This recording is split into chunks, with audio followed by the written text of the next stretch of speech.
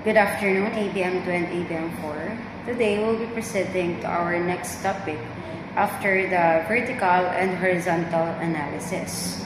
After the financial statements, all you have to do is to be knowledgeable enough about the financial planning and concepts.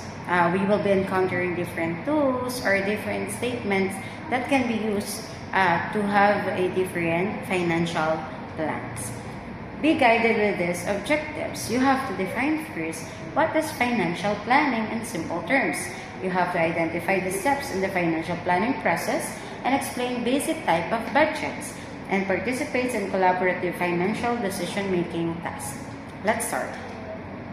Okay, let's define first what is financial planning. Always remember that financial planning is a process that helps businesses to prepare for the future by organizing their goals, making informed decisions, and managing financial needs effectively. Again, sa isang business, hindi po pwede na wala kayong plano from the very start. Kasi kung wala kayong plano, ano po ang ginagawa nyo dyan from the very beginning? You don't have the motivation. Ngayon po, in terms of finances, the income, spending habits po, the way we save for our resources or the company's resources, it talks about your financial planning.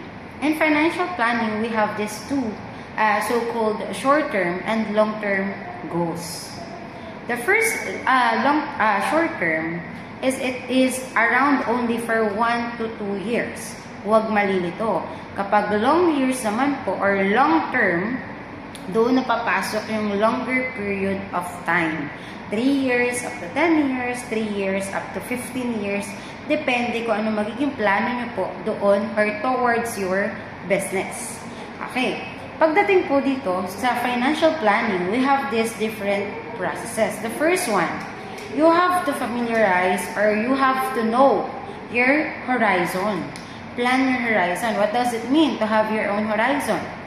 Kapag po gumagawa kayo ng isang business, make sure na nasusunod niya lagi si word na SMART. S-M-A-R-T.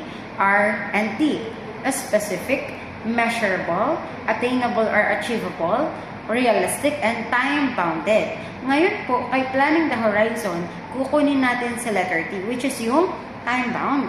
Kailangan alam nyo kung gaano katagal yung aabutin ng resources nyo, gaano katagal aabutin yung businesses po ninyo, kung yan pa po ay na-establish from the very start. Next, you have to also determine or know what would be the level of aggregation of that plan. Gaano kaganda or gaano kaganda yung magiging epekto po nito pagdating po sa inyong business. Understood? Question. Okay. Next, for the third process, you have to set of assumptions. O, sino yung mga assuming dyan? Kung sa tingin nyo, assuming ka, pwede ka pong mag-business. Yes. Business owners, kailangan alam nyo yung mga possible future events. What if you're asking for different, what if malugi ako? What if in the long run, hindi naman pala kabenta-benta itong product na ginagawa ko? Hindi naman pala magtutuloy-tuloy yung business kong ito. And then after that, having that what ifs or mga assumptions po ninyo, nagkakaroon kayo or hindi nyo namamalayan, nagiging proactive pala kayo. Nagkakaroon kayo ng different plans to solve that kind of problem. Plan A, Plan B, hanggang Plan Z. Pwede po. Ano? Okay. So now, let's proceed to the different steps in the financial planning process. Marami po yan, ha? Iba-iba po yan. Kanina, processes. Ngayon naman, we have the steps. The first one, you have to set corporate or financial goals. Ito yung pinakang lagi kong sinasabi. The more na may plano ka from the very beginning, the more na namomotivate ka. O, doon tayo sa pinakamabilis na example. You as a student, for example, ikaw po ay nag-iipon. Ngayon, sa isang piggy bank mo, ilalagay mo doon para makabili ako ng iPhone 17. Ilagay yung date kung kailan ka nag-start mag-ipon. Ngayon, yung eagerness mo nabibuild kasi nga, meron ka pong motivation, which is, ang pinagpupuntahan ng pera mo na iipunin mo is pambili mo ng iPhone. That would be the same for business. Ngayon, kapag may isang goal na sinet si business owners, which is to maximize the wealth of the owners or shareholders para hindi masayang yung puhunan or investment na binigay doon, maglalaan ka ng oras to do that. Hindi mo siya sasayangin kasi nga you have that kind of motivation. Ito yung plano natin from the very beginning, kaya naman dapat natin sundin at the end. Okay? Second one, you have to develop long-term financial plans. Hindi ka pinamimili between short-term and long-term. Kasi most of the time, ang isasagot ng tao, of course, gusto nila yung magkaroon ng long-term financial plan. But sa isang business, inuuna nila na magkaroon ng long-term financial plan. Paano po yan? Let's have the easiest example first. Sa isa pong yung parents nyo, for example, stable na si mama at si papa. Stable ang parents. Ngayon, kahit kalalabas lang ng baby, hindi pa yung nag-aaral, pero may nakaready ng pera or amount of money para sa pang-college niya. May nakaready ng pera para sa insurance niya. Ang kailangan niya lang mabuhay siya ng healthy sa mundong ito. That would be the long-term plan. Punta po natin ngayon sa business. Ang pinakang long-term plan po ng isang business is to invest in a new equipment or products. Ayun yung mga gusto nila. And also, getting additional funding, expanding the businesses. Sino ba naman ang ayaw sa business ay walang branch, di ba? Mas maganda na the more na mas maraming lugar, may mga kanya-kanya kang branches doon. So, that is wealth maximization.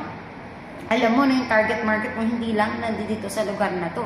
Nandun din, or possibly nandun din po sa ibang lugar. Makukuha mo yan. Ano po? So, make sure that you always prioritize the long-term financial plan if you're planning to take or build a business. Understood? Okay, thank you so much. Next, tsaka mo ngayon isusunod si short-term financial plans. Again, 1 to 2 years lang po ang tinatagal ng ganitong type of plans. They are more detailed and pay close attention to cash flows and sales forecast. Again, when we say cash flows, it is the in and out of your business's cash or resources. Ano po? Meaning, mas madedetalyado natin or mas makikita natin kung paano ba po tumatakbo ang pera sa isang negosyo. Understood? Understood the difference between long-term and short-term? Okay, wag pong malilito, ha? Next, you have to create a consolidated budget. From the word itself, budget.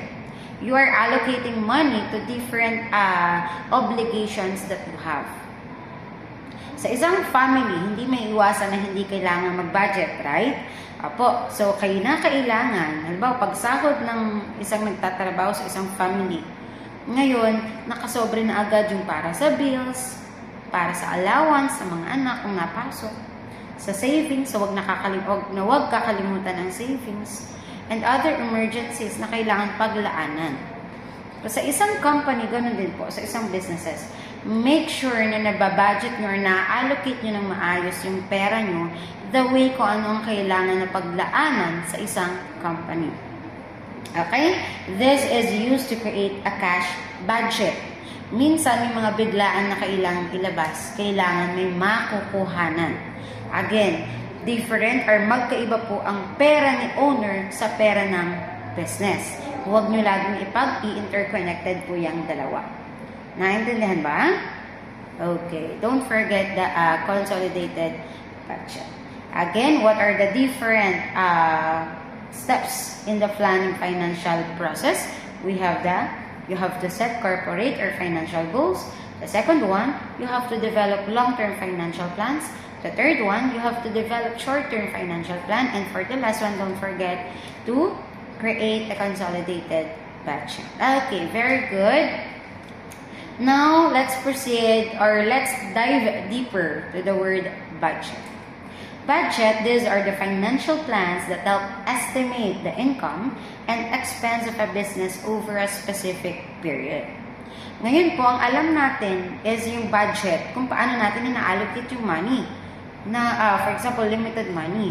But sa isang company or sa isang businesses, we have the so-called business wherein na-estimate na agad natin kung ano man yung makukuha nating income kahit hindi pa po tayo nakakabenta. Makikita natin yan. Okay? Let's start with the first one. These are the most common types of budgeting. Dito po magkakaroon tayo ng different formulas, kaya make sure na masundan nyo yung formula dahil ito po yung kailangan nating isolve, especially sa ating summative fees. The first one, the sales budget. From the word itself, sales. Sales, benta. Okay, ikaw, if you still remember, doon sa business marketing natin way back nung kayo ay grade 11, nakapag-compute na po tayo ng ganito. Kasi kayo mismo, na-experience nyo kung paano magbenta. But, meron kayong business plan na tinatawag. In order to have that kind of report, kailangan ma-estimate nyo na po agad kung magkano yung magiging kita nyo for that specific period of time, for that day. Diba? 18 days kayo nagbenta nun, tama? Okay, from the word itself, sales, ito po yung kung magkano yung magiging benta nyo. Ang ibibigay lang po na given dyan ay yung mismong units to be sold at magkano yung magiging presyo. Okay? Example, ngayong January, ine-expect mo na makakabenta ka ng 500 units to sell. Halimbawa, nagbebenta ka ng orange. Ngayon, ine-expect mo na magbebenta ka ng 500 units. And then, pipresyohan mo siya ng 50 pesos isa. Kung may 500 na orange ka at 50 pesos ang isa, meaning ano yung ine-expect mo or estimation mo na makukuha mong pera for that day. That is 25,000 pesos. Ano po ang formula? You just have to multiply the units to sell to its selling price. Multiplication lamang. Di ba? Nakikita nyo? You don't have to experience that real. Kasi doon pa lang mismo, may estimate mo na kahit wala pang ginagawa. Basta alam mo nakapag-produce ka ng gantong bilang ng product, na bilang mo na. O kaya naman, nakapag-produce ka na ng 20 pieces, and then ibebenta mo, bibigyan mo siya ng sarili niyang presyo. Naintindihan ba? Okay, ikaw nga po, magbibigay ako ng problem, pwede mong gawin yan sa inyo habang nakikinig ka dito. For example, ngayong January, nagbebenta ka ng 700 pieces na Graham. Yan, gumawa ka ng Graham balls. Ibebenta mo ng 5 pesos isa yung Graham balls. Magkano kaya ang iyong makukuhang pera for that day? Pwede mong sagutan yan sa notebook. Okay, very good. Thank you so much. Kung may question, huwag pong kalimutang magtanong. Next, we have the so-called projected collection budget. This budget estimates the cash to be collected from customers. Ito naman po, for different siya kay sales budget. Paano naman po ito? If you're familiar with the home credit, yung mga pa-installment, nag-o-offer ng mga materials kapalit ng down payment, okay na, buwan-buwan mo siya huhulugan, mga ganun po. Ano? Pag mga ganun, mas gusto nila yon, at also mas gusto nila na mahabang time. Bakit? Kasi nga, mas mahaba yung oras or mas mahaba yung buwan, mas malaki yung commission or kita nila. Yes. Okay, paano naman po yan? Halimbawa sa January, sige po, 50% lang po muna ang kukuhanan ko sa January. Ngayon, 50% po ulit sa February. Yung binili mong kama ay nag-worth 500,000 pesos. Ang gagawin mo po doon, 500,000 pesos, i-multiply mo kay 50%. Ang lalabas po dyan, 250,000. Ganon din naman.